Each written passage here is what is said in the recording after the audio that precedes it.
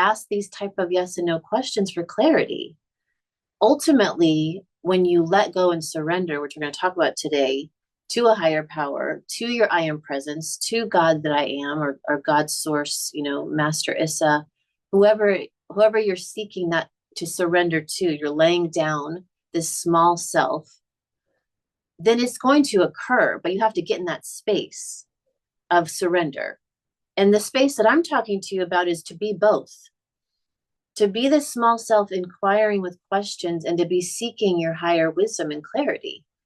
Whatever you want to term that, give it something most high, like I'm surrendering. Yeah, I'm surrendering, but I still would like to educate my small self so that my small self can truly grow and graduate out of the electromagnetic grid patterns that I bought into coming down into this technology and this experience.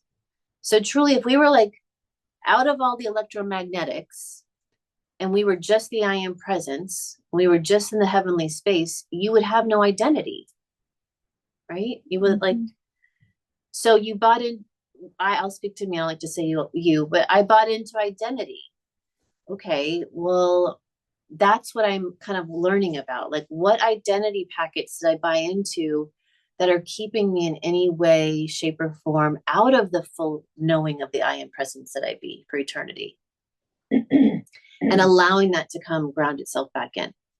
So if our heart, since today was like about the heart, if our heart is any way in any moment closed at a moment, a lot of us, especially this people like ourselves, that people I know here, like we're so heart-based, we're so loving, we just like the biggest hearts. But we literally could have something walk in the room or a thought that closes the heart, because it's these thoughts of the small self that then evoke the feelings, which a lot of times do get connected with our heart. So we want to make sure that, yeah, we're really beautiful people, we're really beautiful souls, we're eternal I am presence. But if there's something that I'm catching wind of, or I tactilely feel something is closing down, what thoughts did I just think? Who just walked in the room that I'm thinking a thought? Like we're constantly, think about like the experience, okay, someone's gonna walk in.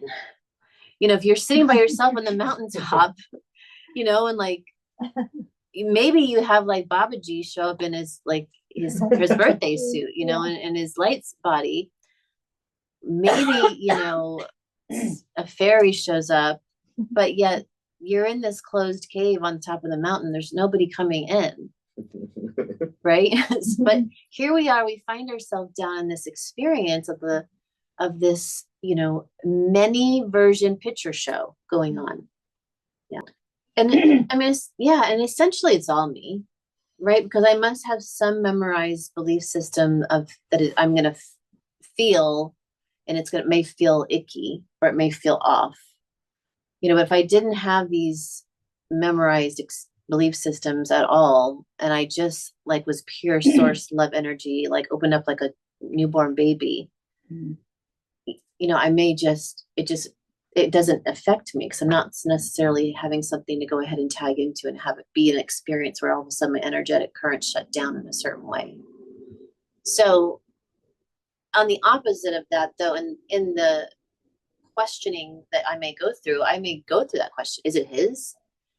But I could still find at source point at the beginning that it's mine, but yet at a level, of course, there's this version where, I've memorized him that he's got an icky feeling, or he has negative thoughts, or he's a mirror, right? Or he's gone through a bad day and I'm picking up on his bad day. There's so many things, which is why the tuning in is so awesome, because we can get this like download and then educate the small self of what's going on, and then allow the small self to truly surrender for longer periods of time, because we can start to build these new anchor points, these new up-leveled agreements and understandings that then create belief, right? And you're right, there's so many different levels of this. It's all a mirror, right? I'm only going to see what I allow everybody to be. And a lot of the time that's very unconscious, in the sense that you may think, well, I've never met this guy, but he reminds you of your father, or he reminds you of some archetype in your life, or he's representing that, not even reminding you of it. But in the left brain, where all the symbolism takes place to create the reality, it's been memorized that that guy is going to also fall in that category of authority or father or something like that. And so all these, like, you know, these walls come up, or trigger alert, or you're not safe, you know, like the subconscious, like, you're not safe, right? So then we constrict. So most of the time it's either fear or love. You know, we keep trying to make these simple, even though it can go very complex. Fear or love? Is it fear or is it love? And if it's not loving and it doesn't feel good, right, and it's not a loving thought, which again also affects the feeling, then typically we're going to put it in the category of fear, the opposite of that. Something that feels unknown, unclear. And to the small self, the unknown and unclear is very dangerous. It's like, you know, what could happen to you? You don't know what's going to happen. It's like, we better protect you. We better close down the heart and get you in fight or flight and get you in the lower base and put all your blood down your kidneys and your, you know, gonads, and like, you know, like, right, there's something coming. So that's where we have all this stored energy, usually in this experience of life, where we've had to do a lot of this first, second, and third energy center activations to be in the gross matter world and the physical world and make sense of, like, all right, yeah, I see that tractor, it's coming, you know, I better move my car, or the train's coming, you know. But the unseen world also has these things that can also put up our guard. Okay, so miracles happen when we have the heart open. Truly, the miracles have already happened. It's like everything that could ever be in the wholeness and the wellness and the perfection is. It's just an isness. It's just the small self that we've overly identified with pinches down in the gross matter world below the heart, where things are in gross matter. Hello. Welcome. To make sense of things, we go down into that lower self usually, and categorize it, like things we've been talking about, into separation, into duality, and typically there's a lot of judgment going on to define what's happening. So judgment and definition, to even define, I have to like think, well, that's a chair. And at a level that's like judging it. Well, it's like, no, I'm just light particles. What do you mean I'm a chair? So we want to really start to identify, to help our heart to open any of these small self agreements or programs that are setting us into separation, illness, duality, judgment, blame. We could just be saying beliefs, and I like to notice the lie in beliefs, but false beliefs and control, because essentially everything is belief at a level for us to even feel comfortable to be here. We believe that these light particles are roses, and that makes us feel comfortable. So that small self, when we get triggered and the heart closes down, that's what we're typically like having to do the maturity and helping that version of ourselves really let go and be willing to delete these agreements. So when we're communicating with our consciousness, you know, like I said, we're very loving, you know, we're very joyful, you know, these things make so much sense to us. But you just have to remember, typically it's not about this version of you that's evolved and matured here. It's just about the subconscious version of you that typically, again, is what the small self is really working off of. Because if you think about your small self, most of the time the small self is just very on autopilot, right? And it's just working off subconscious programming. It's not consciously thinking. It's not consciously putting in quantum activations. It's just like, I get up, I do the same thing. You know, maybe you're working on a few things, but most of the day it's just the natural way of this avatar experience. You're just going off subconscious autopilot. So we want to get into the above the heart. As the heart opens, we can actually start to allow for heaven on earth to be here. We can allow for ourselves to embody the I am presence, right? So to get to the heart. So if I can't get to my heart, someone's telling you like, just get in your heart. And you're like, oh, I don't know. I just like gripping, down below my root, which is again, kind of why I was doing some inner questioning, because, right, I was sitting here and then we're all coming in and I'm like, what's happening? What's going on? Ring the bell in the corners. We start to collectively arrive, and especially if we're working on a topic of heart opening, anything that needs to be dealt with today can also show up in a moment, because it's like, oh, yay, an opportunity to go ahead and clear that. And so the heart may go, wait a minute, I don't know if I feel my heart. I feel this energy that just rose up out of clear ether because it's ready to be dealt with. And that could be unseen that we feel it. A lot of times it is. But it also can be very right in our face, because everything that we're seeking is like, you have everything you need always right in front of you, within you, of course, more importantly. But all your answers, if you're like just going to play the game of like asking a question and having the answers arrive in front of you, literally, if you're wherever your eyes go, there's some message for you from what's in front of you. So we're seeking to shift from like, dominance of small self into the I am presence, where love and truth is. So, in truth, that's a good question we can ask ourselves. Is this true? I think Brene Brown works a lot with that question. But, is this really true? When you're finding out like this inner questions that we're going to do in a minute, like, is that true?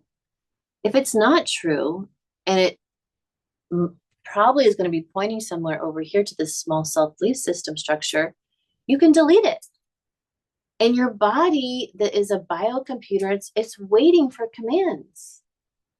It's waiting for you to actually put in a good, strong set of like, this is how this is going to go. And if that's not been the practice, there could be a lot of deleting that wants to happen, a lot of deleting and unbelieving, so that we can get from being dominant into this lower first three energy centers and utilize all the dormant energy that literally is sitting in your feet, your knees, your hips, your root, the main organs, kidneys, gonads, ovaries, uterus, adrenals. So 1, 2, and 3. There's so much energy in there. That's when we do the ascended breath and we're squeezing our root and our belly button, our rib cage. We're like literally wringing out like sponges, those organs, and like rising that beautiful energy to be used in a better way, to start to create new anchor systems. That's an anchor. I can't remember how anchors look, but to create new anchor systems that keep us in the heart and higher. And even though I'm doing this, it's still grounded, because you're still going all the way through the avatar. You're still going to be here. But it's learning to be delusional for a little bit and not believe everything you see in the gross matter world, and be more believing in what you don't see and what you're programming of the higher world, to create these new anchor points that start to give you this new framework, this new blueprint of, this is the way my world is. And eventually, if we're looking at like typical science, 21 days of doing some kind of practice, it's going to kick in. The mirror is going to start to have to, of the hologram is going to start start showing it to you. You just got to be patient in truth, give space, and allow for it to start to come into focus.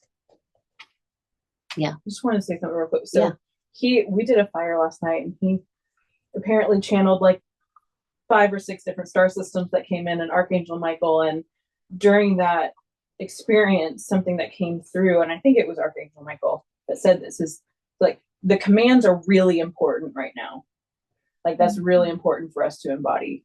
And so it was just a good reiteration of what we've been talking about. Yeah.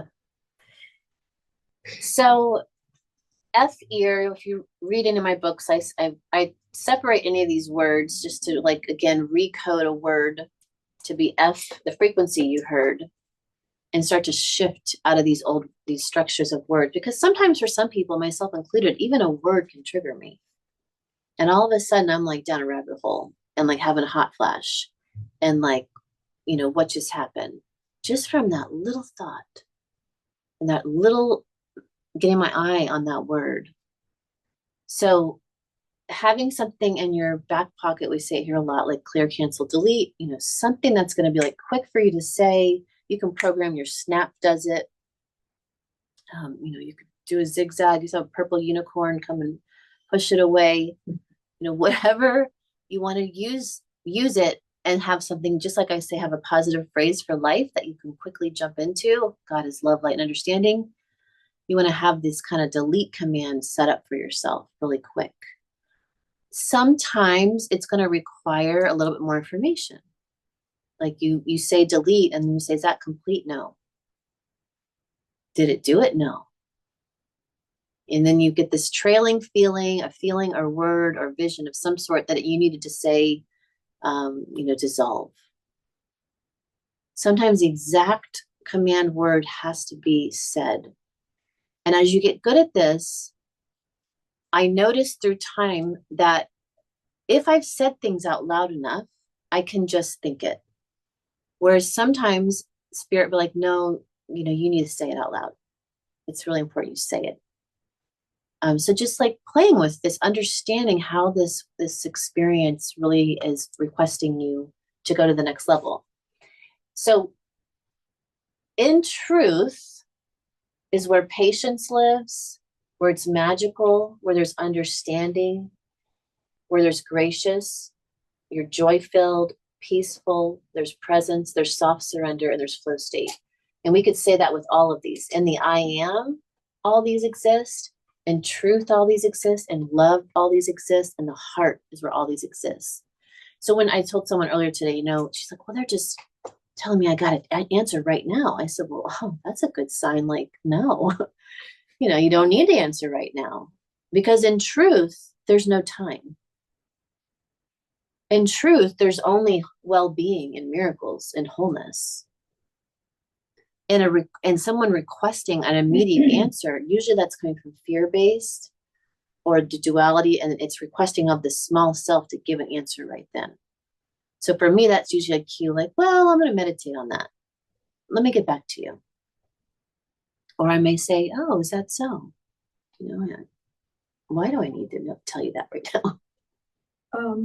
How do you translate soft surrender? What is that? I know what surrender is, but I've never put the two words. I know, I thought that was cool. Yeah. Well, first I had wrote soft. Like in truth and in love, it's very soft. It's not hard, like I need an answer right now. Like a demand. Right? It's just like a soft, it's flowing, I can even move softly. And then the surrender, like, sometimes, someone was in pain earlier and I just reminded her, I know sometimes you're in pain, you can't do the work. It's overwhelming. There's no one around you. So just surrender, right? And you like ask for help, God, I am, or, whoever that you can reach out to, like surrender and give it up.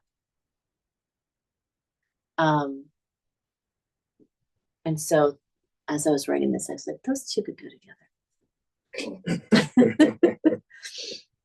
And that allows you when you're in soft surrender to get in a flow state. So when I say flow state, I'm meaning like you're able to just go with the flow. You're in the now. You may like flip a penny, be like, well, my heart says I want to go over there and get ice cream. You really allow yourself to follow. It could be following the heart, and it could even be following the mind, because there's no wrong turn to all this when you truly are allowing yourself to trust that this is all working for you, through you, by you. Like you're projecting this whole show and it's for you, for your spiritual evolution. Right? So coming back to the bigger practice, when we do have enough mojo, even if we're feeling pain or something, to do the work and we just got triggered or something's going on, we're multitasking. We're acknowledging that there's a small self possibly keeping us bound in this seemingly lower world. Like if this was the lower world, you know, the 3D, the gross matter, everything you see in front of you, everything that society told you, this is the way it has to go. Really? Does it have to? If you forget that you're all this above the line, up at the heart and higher, if you forget that you're actually part of the I am, you are the I am presence. If you remember, wait a minute, I'm projecting this whole thing. I'm not just projecting my aura and the thing in front of me. I'm like the whole thing, this world I'm creating. Then you can start to multitask and say, well, what beliefs or false beliefs am I binding to that this trigger just happened, or this thought or this feeling, something just closed my heart down? Like, what is it? So that I can, in truth, open up more space. Once we do the delete or we clear, we have more space, then we feel safe again. And as soon as you feel safe, the small self feels safe. It's okay. You know, you hug, oh, I love you. Then you can be, okay, take a deep breath. Let me get big again. I'm beyond this body. I'm in the entire, this whole experience is for me. Now that I've done that clearing, I can now insert a new command or belief that will then be what comes back, right? We then start to see these things come back towards us. And truly, miracles start to happen. And again, the miracle is already there. You're already whole, well, everything you could ever desire, outside or inside of you, already is. It's just an electromagnetic Klingon of an identity that you identified. Small version said, no, this is what's going on. And usually you give your power away to others to tell you, you know, that, you know, you got this condition. You just did your blood work. This is what's going on. When we remember, wait a minute, and in truth, actually, no, I'm perfect. My blood's perfect.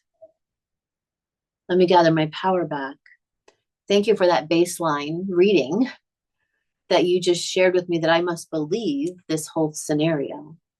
So you can use all this in this 3D experience as like, wow, this is so fun. Look at this game I'm in, right? Look at these characters. I must have needed this to feel safe at one point, my little self. So I created this guy to tell me to go get blood work.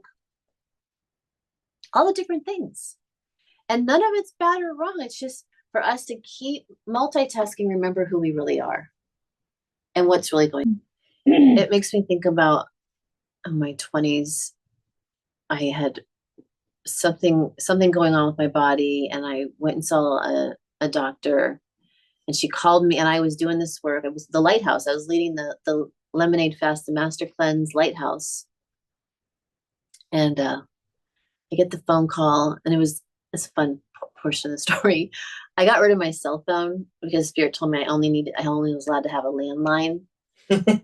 So I had this, like, you know, ashram wall phone, you know, like the big long cord for people who are staying overnight. Like, anyways, I'm on that phone, and I was doing the work like, no, this, you know, I'm perfect. I'm well, I'm whole. And she read me the wrong report. Right. And then she called later, like maybe like right after, oh my God, I'm so sorry. I'm like, yeah, thank you. Thank you. And then the other one is, someone had shared with me recently that they had their liver was so-called, you know, totally destroyed. And he couldn't afford the treatment that was being requested that he do. And he basically heard in his meditation, just stare at a picture of a healthy liver tonight. So he stared at a picture all night of a healthy liver. The next day he had nothing wrong with his liver. So it's, again, what are we going to then allow that version of the hologram mirror back to us? And there's nothing wrong with any of these things that we would seemingly go through in the lower world of some sort of body thing. Like, there's nothing wrong with any of it. It's just, we're here to keep having spiritual growth to realize who we really are and what we're capable of. And sometimes in that very darkest night of, you know, the body experience, like the most bliss, the most realizations, happen because your spiritual growth needed to actually go through that to have a testimony of who you really are, right? And realize your soul, eternal nature. Okay. I'm pretty sure we got through all this. So I want to do these heart practices, and I'm just going to go over them to start so we know what we're doing. The first one, we're going to go group, partner, then group. And the group one is just going to get us like really turning on the heart, breathing into the heart. We're going to do 5 breath, the mare breath, which is 5 seconds in, 5 seconds out. That gets your hertz of your heart to slow down to 0.01 hertz. And we're going to really allow for the illumination of golden light to come in and just get that beautiful sense of the heart. And then we're going to do 2 partner exercises. You'll just go to who's next to you. And the first one, we're going to mirror our greatest moment. So I want you to share with your partner, we'll take turns, something like really great that you can remember. Maybe it was today, it could be any time. And if it's hard for you, like maybe you'll say something that you want to happen, or that you're putting into the field to activate, to actualize. Because sometimes there's maybe not a lot of good moments that you've had, and that's okay. So I'll repeat this again for Sharon. Then the second partner one is being a loving witness. I want you to take turns and share something that you need validation about. So I want you just to let them know that something that's been on your heart that maybe you feel like it's blocking it. Because sometimes in the validation of having someone say, I feel you, I hear you, I love you, gives an opportunity for that kink or that block or that energy that's been stuck there to shift. A lot of times we don't get to have the validation. It's like, especially if it's something really old that pops up today, like what a gift to be able to give someone validation for whatever comes up. And I'll guide us through this. And Sharon, I'm going to repeat myself. Thank you. So the partner exercise, 2 partners, you're going to mirror, and I'll be prompting us. We'll take turns. You're going to get to say and share a great moment. Either something you want to happen, like you're going to manifest it, or a great moment, like the best memory you have. Does that make sense? Yeah. You're going to say, I am this moment that I had, I was 7 and I was, eating a birthday cake and my cousins were there, and whatever the memory is. Okay. And then the partner's just going to be able to like really, I didn't get to say this part. I want the partner to really like get excited, like show them the joy, like really validate joy and the bliss and the heart opened experience of getting to hear you say that. Make sense? And you